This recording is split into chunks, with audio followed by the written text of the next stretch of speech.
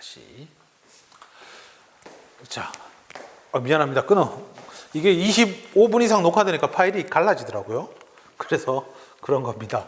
열악한 환경이에요. 할 수 없죠, 뭐. 자, 시모노세키 조약을 맺고 그 삼국 간섭, 이걸 우리가 정부가 본단 말이에요. 그게 무슨 생각하는 거예요? 지금 정부는 지금 멘붕 상태예요. 왜? 우리가 힘들 때마다 도움을 줬던 청나라가 일본에게 졌어. 어떻게? 이제 우리 어떻게 살아? 와, 일본은 왠지 싫은데, 왠지 부담스러운데, 그런 생각을 할 거 아니야.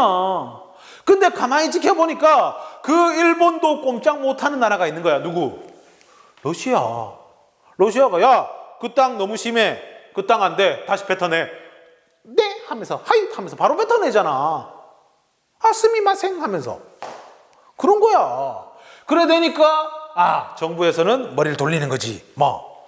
러시아로 가자. 러시아에 붙자라고 해가지고, 그래서 러시아에 접근을 합니다. 러시아에 접근을 해요. 그리고 나서 7월 달에 개혁을 중단을 시켜요. 박용효를요 쫓아냅니다. 이러한 움직임들이 당연히 일본을 자극할 거고요. 그래 되니까 일본이 또 머리를 굴려보는 거야. 야, 우리가 얼마나 힘들게 조선을 차지했는데 이것들이 이제 러시아에 붙어 먹으려고 하네? 라는 생각을 하게 되는 거죠. 그래서 이를 벌입니다. 건달들과 여러 사람들을 동원해가지고 뭘 일으킵니까?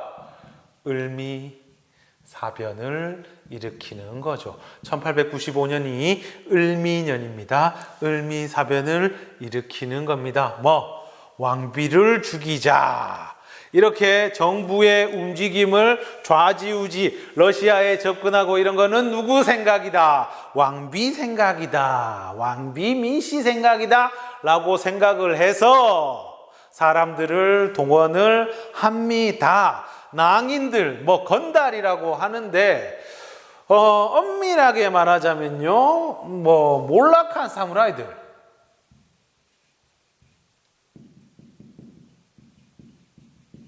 그 다음에 일본 공사관 경비병들. 그리고 놀라운 거는 우리나라 훈련대 군인들. 친일 군인들을 동원을 해서 어디 쳐들어간 거죠. 궁궐로 쳐들어간 거죠. 그래가지고 이제 우리 군대에도 이제 경비병들이 있을 거 아니에요. 우리 군대 지키는 경비병 있을 거 아니야. 한 200명 정도 있었거든요. 근데 얘들이 싸우려고 보니까 멘붕이 온 거야. 왜? 우리나라 훈련대 애들이 있고요. 그리고 또 여기에 누구도 있느냐? 흥선대원군도 여기에 있었어요. 을미사변 때 흥선대원군도 여기에 있었어요. 그래가지고 민족문화대백과사전을 보면은 자기 아들이 포로로 잡혀 납치를 당했니 이래가지고 이렇게 했다고 하는데, 글쎄요. 네, 글쎄요입니다. 내 생각은 일단 글쎄요인데, 어쨌든 얘들이 오는 바람에 사로잡혔지요. 일부 사실 되게 사실 인물의 평가는 당대의 기록이 제일 중요합니다. 당대의 기록이 제일 중요한데, 이 명성황후, 왕비 민씨 같은 경우에는 90년대 말에 드라마가 명성황후라는 드라마가 대히트를 치면서, 그때 얘기했던 유명한 대사가 이제 일본의 그 건달들, 몰락 사무라이라고 적었지만 야들은 엘리트들이에요. 극우 엘리트들. 완전 민족주의자인데 완전 거칠고 이런 애들, 똑똑한 애들이에요. 걔들 한 40명 정도 데리고 왔죠. 그래가지고 우르르 갔는데, 걔들 앞에서 이제 딱 꼿꼿이 앉아가지고 나는 조선의 국모다라고 하면서 이야기를 하고, 그 드라마가 엄청나게 히트치고 그랬었는데, 그때 사실 민씨는 궁녀 복장으로 변장을 하고 도망가려고 했었죠. 그 언제처럼 이모굴란 때 그랬던 것처럼. 근데 문제는 이모굴란 때 같은 경우에는 뭐 야들은 목표가 그냥 왕비였지 다른 어떤 뭐 궁녀들까지 뭐 많이 죽여야 된다 이런 생각 자체가 없었던 사람이고 그게 없다 하니까 그냥 가는데 일본은 그게 아니었죠. 악착같이 뭐 모른다 카이만 다 죽여쁘고 막 이래 되니까 결국에는 죽게 되고 나중에 일본에서는 이 사실을 숨기기 위해 그래가지고 시체도 기름 부어가지고 불에 태워가지고 흔적을 없애버렸죠. 근데 그때 외국인들이 되게 많았거든. 궁궐에 고종이 외국인들도 숙직 비슷하게 시켰어요. 그래 놓으니까 그게 안 알려질 수가 있나. 그래 되니까 나중에는 어떻게 그걸 이제 흥선대원군에 덮어 씌워가지고 이렇게 하려고 했었지요. 하여튼 뭐 비극적인 죽음이었습니다. 왕비의 죽음이라기에는 굉장히 비극적인 죽음이었다라고 합니다만, 뭐 깔 건 까야죠. 그래도 결국에는 이 왕비 쪽 세력들, 이 왕비가 결국 이 명성황후가 왕비 민씨가 조선의 후반부에 끼친 영향이 결코 작지 않습니다. 결코 작지 않습니다. 거기에 뭐 사치 뭐 이런 거 뺄게. 사치 뭐 돈 많이 쓰고 막 이런 거 뺄게. 뭐 자기 친한 외국인 결혼한다고 자기 뭐 예산에 거의 뭐 4분의 1 가까이 되는 돈을 축의금으로 줬다 이런 건 뺄게. 이런 건 얘기도 안 할게요. 그런 건 얘기도 안 합니다. 그런 건 얘기도 안 하고 그런 건 얘기도 안 할 건데 일단 기본적으로 세도 정치 힘들게 좀 약화시켜 놨는데 결국에는 이 민씨 세력들이 나중에 뭐 엄청나게 야들도 막 탄광오리 짓을 하거든요. 그런 부분에 있어가지고 책임이 자유로울 수 있느냐 하면은 그건 아닌 것 같아요. 그리고 이모군란 때 그 군인들이 누구 잡으라 민씨 잡아라 하면서 막 뛰댕기고 왕비 잡아라 하면서 뛰댕기고 그리고 당대의 기록들에 민씨가 굉장히 좀 민씨에 대해서 좋게 생각하는 사람들이 별로 없었다는 거. 그런 부분을 생각했을 때는 좀 그렇습니다. 어쨌든 불쌍하게 운명을 달리했고요. 그 이후에 일본은 정부 개혁을 다시 시작합니다. 3차 개혁이고 이걸 뭐 3차라고 하는 책도 있고 4차라고 하는 때도 있고 뭐 그렇긴 한데 그냥 이게 을미년에 있었던 개혁이라고 해서 우리 책에는 을미개혁이라고 나오는 것 같아요. 그냥 을미개혁이다 라고 생각하시면 될 것 같습니다. 자, 그래가지고 요때 이제 김홍집 내각 결국에 이 갑오개혁의 중심에는 김홍집 내각이 있어요. 김홍집이 있어요. 김홍집이 주역입니다. 알겠죠? 자, 그래가지고 요 부분을 갖다가 이제 개혁을 실시하는데 여기에는 뭐 양력을 실시했다. 그래서 1896년 1월 1일부터 양력을 시행합니다. 알겠죠? 그래서 그 전에 거는 전부 음력인데 요 96년 2월달 이건 양력입니다. 알겠죠? 우리 교과서도 96년 이후에 나오는 모든 일정은 양력으로 바뀌어요. 알겠죠? 이렇게 이해하시면 되고 그 다음에 우편제도를 실시하고요. 우편제도. 원래 이게 갑신정변 때 실시됐어야지. 우정총국. 그지? 근데 갑신정변의 계기가 우정총국이었다 보니까 그 뒤에 누구도 우편제도 말도 못 꺼낸 거야. 갑신정변 때 그 난리가 났는데, 저희도 이제, 우편을 보내야 됩니다. 그런 얘기를 누가 해? 요때 다시 하는 거야. 을미개혁 때. 그 다음에 또 이게 굉장히 또 나중에 큰 반향을 불러오는 게 단발령이죠. 머리 잘라라. 뭐 이유가 뭐 특별한 게 있는 게 아니에요. 뭐 여기에 뭐 민족의 정기를 잘라. 그럼 그렇게까지 생각하는 건 좀 오버액션 같아요. 그냥 지저분하니까 뭐 자르라 한 거지. 근데 일본에서도 이렇게 반발이 있을 거라고는 생각 못 했을 거야. 우리나라 그거 있잖아요. 신체 발부 수지 부모다.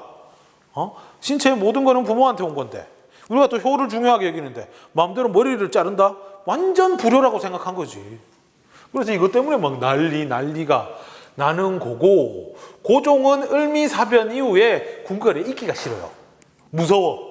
일본 군인들 쫙 깔려있고 그래가지고 그 전에 미국 공사관으로 도망가려는 시도를 하는데 걸렸어요. 내부에 첩자가 있어가지고 걸렸어. 그걸 이제 춘생문 사건이라고 하는데 그렇게 도망갈 굴기를 하다가 결국에는 도망을 가는 거죠. 연호도 만듭니다. 연호, 건양. 양이라는 게 요 태양력에서 나온 말입니다. 태양력을 세웠다 그런 의미죠. 그래가지고 결국에는 고종이 무서워 못 있겠다라고 하면서 어떻게 도망을 갑니다. 그게 뭡니까? 아관 파천이다. 파천이라는 건 사실 왕이 어디 수도 옮기고 피난 가고 막 이런 거를 얘기하는데, 그래서 이 표현이 좀 기분 나쁘다. 정치적인 움직임이니까 망명으로 하자라고 해서 아관 망명 이렇게 얘기하는 사람들도 있는 것 같아요, 요즘은. 자, 아관이라는 거는 아라사. 중국에서 러시아를 아라사라고 불렀거든. 그래서 아라사 공사관으로 피신했다라고 해서 아관 파천이라고 하고, 그 이후에 당연히 개혁은 중단이 되겠죠. 그리고 김홍집이나 이런 애들을 러시아 공사관에 간 고종이 반역좌로 몰아요. 그러니까 결국에 이 개혁의 중심에는 누가 있어요? 김홍집이 있잖아요. 김홍집. 그죠? 김홍집은 이제 개화파의 일원으로서 이 친구가 좀 여러 가지 사건에 안 끼는 게 없죠. 1880년대 그 수신사로 갔다 왔다가 그 조선 책략 들고 와가지고 한번 조선에서 난리가 났었고, 그리고 이제 갑신정변 때는 온건개화파였지만은 급진개화파 애들하고 친분이 있어가지고 같이까지는 아니더라도 그래도 이제 이름이 좀 올라가고 막 그랬었는데, 갑오개혁의 중심 역할을 합니다. 그래서 이 사람이 그렇다고 해서 친일파냐 하면 그건 아닌 것 같아요. 나중에 일본이 그 러시아 공사관으로 고종이 도망가고 나서 막 성난 시민들하고 막 성난 백성들하고 우르르 몰려드니까 일본 애들이 몸을 피해요. 야, 여기 있으면 안 되겠다. 궁궐을 떠나야겠다 하면서 떠날 때 김홍집 보고도 같이 가자 그럽니다. 네 살아남지 못한다. 지금 저 반역죄라고 했는데 살아남지 못한다. 우리랑 같이 가자라고 했는데 김홍집이 자기가 거부를 합니다. 어떻게 한 나라의 총리라는 사람이 다른 나라 군대에 끼고 도망갈 수가 있느냐. 죽어도 나는 여한이 없다라고 해가지고 나오다가 백성들한테 제가 김홍집이다 해가지고 돌에 맞아가지고 죽어요. 그랬던 사람입니다. 어쨌든 여러 가지 개혁을 했다 하는 겁니다. 그래서 갑오개혁의 의미를 따지자면 여기 적을게요. 갑오개혁의 의미라면 우리나라를 근대화하는 개혁이었죠. 단 굉장히 급진적이었고 일본의 간섭이 입김이 셌다라는 한계점도 있습니다만, 그래도 이때 많은 근대화, 우리나라를 조금 서양식으로 바꾸려고 노력을 했다. 이런 모습들이 전부 다 우리나라를 서양식으로 바꾸는 것 중에 하나였거든요. 그런 점에서 좀 의미는 있다. 하지만 이런 한계는 있다라고 기억을 해두면 좋겠습니다. 자, 빼먹은 게 있을라나? 을미사변의 주도자는 이제 미우라 고로라고 그 일본 공사로 일본 영사로 왔던 그 사람이 주도를 하죠. 네, 어쨌건 그렇습니다. 이렇게 정리를 했고요. 네, 그럼 다음 시간에는 아관파천 이후에 우리 역사가 또 어떻게 바뀔런지 해보도록 하겠습니다. 네, 여기까지 할게요. 안녕.